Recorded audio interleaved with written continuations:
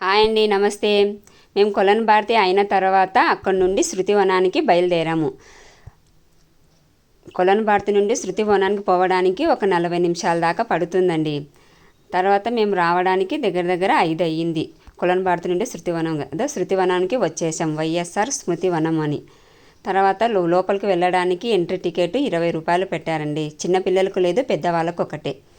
మేము లోపలికి వచ్చిన తర్వాత చూడండి, పిల్లలకి ఆడుకోవడానికి ఎన్ని పెట్టారు. జారుడు బల్లలు, రకరకాల ఉయ్యాలలు, తిరిగేవి అన్నీ చాలా ఉన్నాయండి. పిల్లలు వీటిని చూస్తే అసలు వదలరు. చాలాసేపు ఒక హాఫ్ అన్ అవర్, ముక్కాలు గంట వరకు ఆడుకున్నారండి.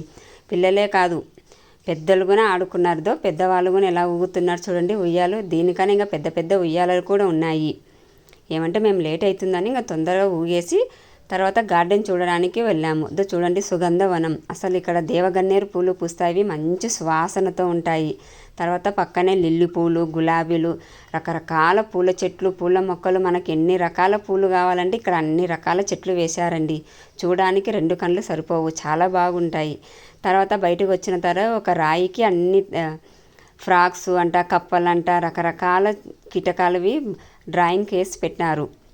తర్వాత మేము అక్కడి నుంచి కొంచెం ముందుకు వచ్చాము. ఇక్కడ కూడా చిన్న చిన్న పూల చెట్లు వేశారు.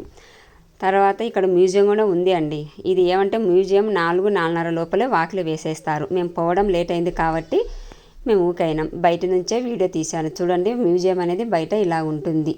మ్యూజియానికి ఏం ఎంట్రీ టికెట్ ఉండదు. బయట ఇలా ఉంటుంది, లోపల చాలా బాగుంటుందండి. తర్వాత మేము అక్కడి నుంచి బయటకు వచ్చేసాం. బయటకు వచ్చిన తర్వాత మేము అక్క వాళ్ళంతా కలిసి వెళ్ళాం కదా, మేమంతా కలిసి ఒక ఫోటో కూడా దిగాము. తర్వాత మేమంతా ఇంకా గార్డెన్లో కూర్చున్నాం కొద్దిసేపు. అదే అక్కడ కూడా అక్క వాళ్ళు, మేము, మా పిల్లలు అందరూ కూర్చొని ఉన్నాము. బాగా అలసిపోయినామండి. 2 చోట్ల సంగమేశ్వరము, కొలను భారతి చూసాం కదా, అలసిపోయినాం. తర్వాత వైఎస్ఆర్ విగ్రహం దగ్గరికి వచ్చాము. ఇది శృతివనం కదా, వైఎస్ఆర్ జ్ఞాపకార్థంగా ఈ శృతివనాన్ని కట్టించారు. తర్వాత అప్పుడు వైఎస్ఆర్ చనిపోయిన తర్వాత మనకు రోసయ్య గారే కదా ముఖ్యమంత్రి, ఆయన జ్ఞాపకార్థంగా ఆయన పేరు కూడా పెట్టారు. తర్వాత అక్కడ చూడండి, విచారణ కేంద్రము ఉంది. అక్కడ పైకి ఎక్కి చూస్తే మన గార్డెన్ అంతా కనిపిస్తుంది. ఇది బటర్ఫ్లై గార్డెన్. సేమ్ మన బటర్ఫ్లై లాగానే ఉంటుందండి. దాని మీద కూడా మనం ఆడుకోవచ్చు, ఎందుకంటే దాని ముందరున్న 2 కొండల మీద బాగా ఆడుకోవచ్చు. చూడండి, బటర్ఫ్లై 2 కండ్లు, రకరకాల బటర్ఫ్లై ఫోటోలు. ఏమంటే బటర్ఫ్లై అంతా ఎండకెండి అన్ని చినిగిపోయిందండి అదంతా బోర్డు. తర్వాత నేను విచారణ కేంద్రానికి పైకి ఎక్కాను. గార్డెన్ అంతా ఇలాగుంటుంది. వైఎస్ఆర్ విగ్రహం కనిపిస్తుంది చూడండి. మన పైకి ఎక్కి చూస్తే మొత్తం పార్కు మొత్తం కనపడుతుంది. సుమారు చాలా పెద్ద పార్క్ అండి ఇది, చాలా పెద్ద పార్క్ ఇది.